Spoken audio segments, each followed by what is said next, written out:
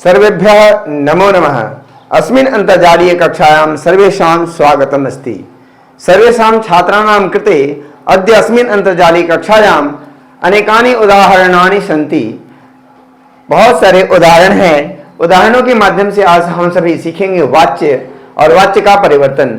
और वाच्य जैसा कि हम लोगों ने पिछले दिनों पढ़ लिया था, जिस वाक्य में कर्ता के अनुसार क्रिया का प्रयोग हो रहा है वहां पर हम जानेंगे कर्तृवाच्य, और जहां पर कर्म के अनुसार क्रिया का प्रयोग हो रहा हो वहां पर हम जानेंगे कर्मवाच्य, और जहां पर कर्म की आवश्यकता ही ना पड़ती हो वहां हम लोगों ने सीखा था कि वह होगा भाववाच्य। क्या सीखा था? भाववाच्य। तो आइए उदाहरणों के माध्यम से सीखते हैं और जानने का प्रयास करते हैं। जैसा कि लिखा है यहाँ, रामः ओदनम खादति। राम भात खाता है, रामः ओदनम खादति। तो अब यहाँ पर जब हम लोग कर्तृवाच्य से कर्मवाच्य में बदलेंगे तो यहाँ पर कर देंगे कर्ता में तृतीया, तो हो जाएगा रामेण। और ये ओदनम नपुंसकलिंग है, प्रथमा में ओदनम ही होता है, इसलिए यहाँ पर ओदनम हो गया। और हमने आपको बताया था पिछले वीडियोस में, क्या बताया था? हम लोग लगाते हैं यते, येते, येते और यन्ते। इसका प्रयोग करके हम लोग वर्तमान काल के क्रियाओं के साथ हम लोग क्रियापद बनाते हैं। कर्तृवाच्य से कर्मवाच्य में अथवा भाववाच्य में यदि हमें बदलना हो तो यते, यते, यते, येते, यन्ते का प्रयोग करते हैं। तो आइए इसी का प्रयोग करते हुए हम लोग प्रयोग करते हैं। तो रामेण, कर्ता में क्या लगाया? तृतीया। और कर्म में क्या लगाया? प्रथमा। और धर्म में क्रिया में क्या लगा दिया? यते। तो क्या बन गया? खाद्यते। रामेण ओदनम खाद्यते। राम के द्वारा भात खाया जाता है। हिंदी वाले छात्रों के लिए यह बहुत ही उपयोगी है, साथ ही साथ संस्कृत वालों के लिए तो अत्यंत उपयोगी है। आप देखें यहाँ पर राम भात खाता है, इसको कर्तृवाच्य के नाम से जानते हैं। क्या नाम से जानते हैं? कर्तृवाच्य। कर्तृवाच्य क्या जानते हैं? कर्तृवाच्य। और इसको क्या जानेंगे हम लोग? कर्मवाच्य। क्यों? क्योंकि यहां पर भात को खाया जा रहा है। किसके द्वारा? राम के द्वारा।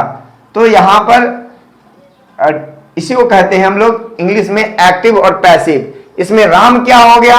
पैसिव मोड में चला गया, इसको पैसिव मोड में कर दिया गया, इसलिए यह कर्मवाच्य कहलाया।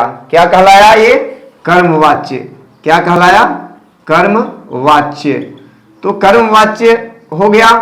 फिर उसके बाद आगे दूसरे उदाहरण में देखेंगे, रामेण, रामेण तत्र स्थीयते। रामेण तत्र, रामेण तत्र स्थीयते।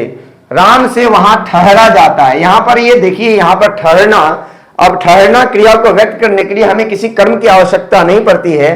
तो यहां पर रामेण, रामः तत्र तिष्ठति, रामः तत्र तिष्ठति। तो यहां पर रामः तत्र तिष्ठति। तो इसका जब हम बनाएंगे कर्मवाच्य, ये क्या हो गया? कर्तृवाच्य। तो ये कर्तृवाच्य हो गया ये।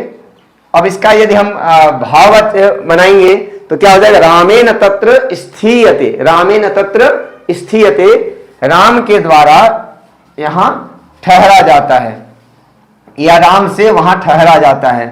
अब देखिए दूसरे वाक्य को देखेंगे, अहम कथाम शृणोमि। अहम किम शृणोमि? अहम कथाम शृणोमि। मैं कथा सुनता हूं। यहां पर ये कौन सा वाच्य है? कर्तृवाच्य है। क्यों? क्योंकि कर्ता के अनुसार यहां पर क्या हुआ है? शृणोमि प्रयोग हुआ है। लेकिन यहां पर मया, मया, अब हमने क्या बताया था? कर्ता के साथ हम तृतीया का प्रयोग करेंगे, और ये जो ऑब्जेक्ट है जिसमें हम लोग द्वितीय विभक्ति का प्रयोग करते थे वहां पर हम लोग प्रथमा का यूज करेंगे, प्रथमा विभक्ति यूज करेंगे, और क्रिया के साथ में हम लोग यते, येते, यन्ते का प्रयोग करेंगे।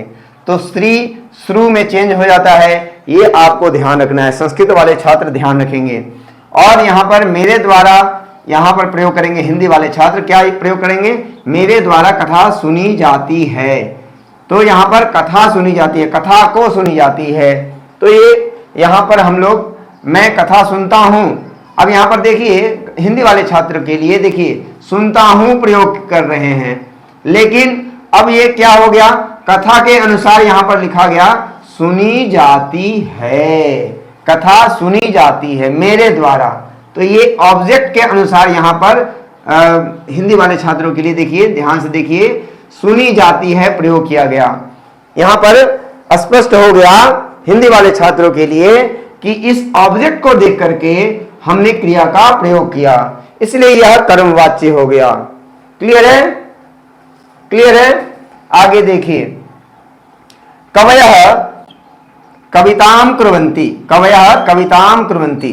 तो मैंने पहले ही बताया कर्ता में लगाएंगे तृतीया और कर्म में लगाएंगे प्रथमा। कर्म में लगा दिया क्या, प्रथमा। और क्रिया यते यते यन्ते, कुर्वन्ति क्री धातु है और क्री का ये क्री धातु है, ये क्री, यहां पर क्री ऐसे है, तो ये क्री धातु का कुर्वन्ति रूप बनता है वर्तमान काल में लट लकार में। तो अब ये क्री इस तरह से रूप बनेगा और यते लग जाएगा। तो इसको आपको ध्यान रखना है और समझना है। अब इसको देखिए, कवयः कविताम कुर्वन्ति, कवि कविता करते हैं, कवि कविता करते हैं। हिंदी वाले छात्र ध्यान देंगे, कवियों के द्वारा, कवियों के द्वारा, कवियों के द्वारा या कवियों द्वारा, कवियों के द्वारा या कवियों द्वारा कविता की जाती है, कविता की जाती है। इसको ध्यान में रख करके यहां पर प्रयोग किया गया, वर्ब प्रयोग किया गया, यानी कर्म को ध्यान में रख करके जब वाक्य क्रिया का प्रयोग किया जाएगा तो वहां पर कर्मवाच्य होगा। फिर आगे देखेंगे, यह तो समझ में आ गया सभी को, कविता क्रियते, ठीक है, कवि भी कविता क्रियते। शत्रु शत्रुं हनति, हन्ति, सुरः सुरः शत्रुं हनति, शत्रुं हनति। सूर जो है, वीर जो है, शत्रु को मारता है, वीर शत्रु को मारता है। तो यहां पर कर्ता में क्या लगाया, तृतीया। कर्ता में क्या लगाया, तृतीया, ठीक है, कर्ता में हम लोगों ने क्या लगाया, तृतीया। और इसमें सूरेण शत्रु, शत्रु जो है इसका प्रथमा में क्या हो जाएगा, शत्रु। हन्यते, हन्ति है, हन्यते, वीर द्वारा शत्रु मारा जाता है, वीर द्वारा शत्रु मारा जाता है। यानी कि जो सब्जेक्ट होगा, जब हिंदी वाले छात्रों के लिए जब जो सब्जेक्ट होगा उसमें लगा देंगे द्वारा, और क्रिया का प्रयोग कर्म के अनुसार हम लोग करेंगे। लिंग निर्धारण, क्रिया का जो लिंग निर्धारण होगा वो कर्म के द्वारा किया जाएगा। चलिए आगे देखेंगे, सूर्येण शत्रु हन्यते, इसको समझ लिया। आगे है, जितने भी हमने नीचे, इसके आगे नीचे जितने भी हमने वाक्य लिखे हैं, ये सभी के सभी भाववाच्य के वाक्य हैं, जिसमें हमें किसी भी कर्म की आवश्यकता नहीं है। और कर्म की आवश्यकता नहीं है, इस कारण से इसे भाववाच्य का संज्ञा दिया गया। तो आइए देखते हैं इसको। मयूराः नृत्यन्ति, मोर नाचते हैं। क्या नाचते हैं पता नहीं चल रहा है, तो मोर नाचते हैं। तो अब इसके मयूरों के द्वारा नाचा जाता है। तो मयूराः नृत्यन्ति, मोर नाचते हैं, ये कर्ता जो है किस वचन में है, बहुवचन में है। मोर नाचते हैं। अब इसको देख करके हिंदी वाले छात्र, मोर नाचते हैं, इनको देख करके आप ये नहीं समझेंगे कि एक मोर नाचता है, यहाँ नाचते हैं, ये यहाँ पर बहुवचन है। दैट मीन्स कि यहाँ पर बहुवचन है, तो नाचते हैं, तो मोरों के द्वारा, यहाँ पर जब इसका चेंज करेंगे तो मोरों के द्वारा नाचा जाता है। मयूरैः, यहाँ पर मयूरैः नृत्यन्ते। अब यहाँ पर हिंदी संस्कृत वाले छात्र ध्यान देंगे, क्या ध्यान देंगे, मयूरैः, मोर का तृतीया में, मयूराः का तृतीया में मयूरैः हो जाएगा। बालकेन बालकाभ्याम बालकैः, रामेण रामाभ्याम रामैः, तो मयूरैः हो गया यहाँ। और नृत्यन्ते, मयूरैः नृत्यन्ते। त्वम अत्र वससि, त्वम अत्र वससि, तुम यहाँ बसते हो, तुम्हारे द्वारा यहाँ बसा जाता है, यह भाववाच्य है। यही क्लास 10th में, क्लास 10th के बच्चों को बोर्ड परीक्षा में यही पूछा जाता है कि ये जो वाक्य है ये भाववाच्य में है अथवा कर्मवाच्य में है, पहचान करना होता है। या फिर ये कहा जाता है कि आप इसे कर्मवाच्य में बदलिए, कर्तृवाच्य में दिया होता है, इसे कर्मवाच्य में बदलिए।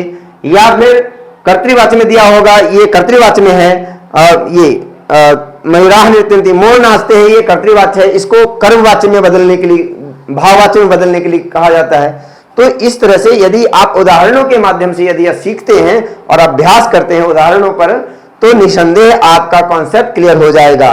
देखिए यहाँ पर त्वम का त्वया, सह का तेन, ये क्या हो गया तृतीया, त्वम का त्वया तृतीया, और अहम का क्या हो गया मया। तो इनके तृतीया विभक्ति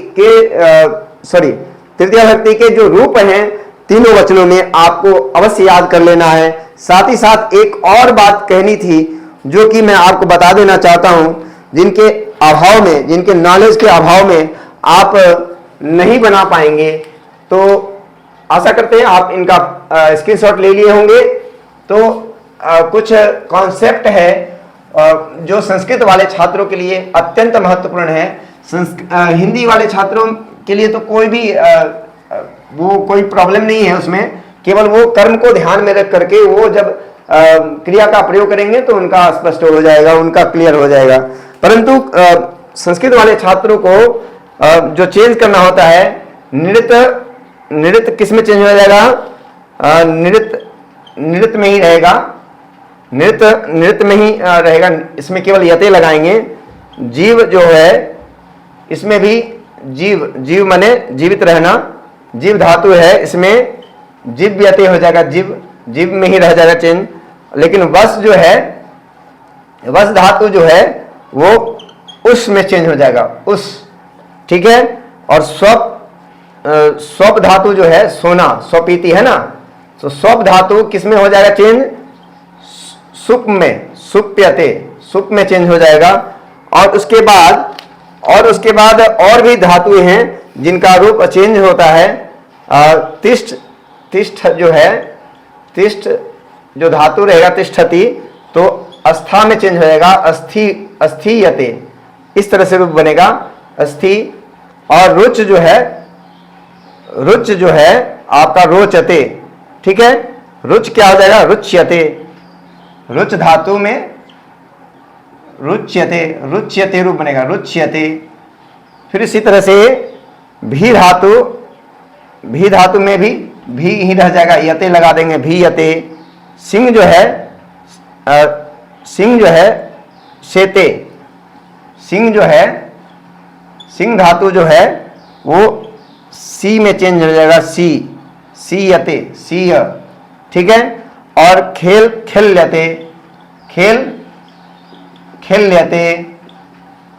लेते में परिवर्तित हो जाएगा, ठीक है, खेल लेते। और खेल में ही रह जाएगा ना, ठीक है, खेल धातु, इसमें यते लगा देंगे आप। और द्युत जो है चमकने का सेंस में होता है, तो द्योत में चेंज हो जाएगा, द्योत्यते। और जागर में चेंज हो जाएगा, जागर में, जागरियते, ठीक है। तो इस तरह से आपको बदलना है वर्तमान काल में। तो उदाहरणों के माध्यम से आप सीख रहे होंगे कि किस तरह से हमें लट लकार के वाक्यों को परिवर्तित करना है। तो आशा करते हैं आपको यह समझ में आ गया होगा। फिर दूसरे वीडियो में हम लोग मिलेंगे, भूतकाल के क्रियाओं का किस तरह से हम लोग परिवर्तन करते हैं। तब तक आप स्वस्थ रहें, कुशल रहें, मंगल रहें। इन्हीं कामनाओं के साथ मैं अपनी वाणी को विराम देता हूं। जय तो संस्कृतम, जय तो भारतम। धन्यवाद।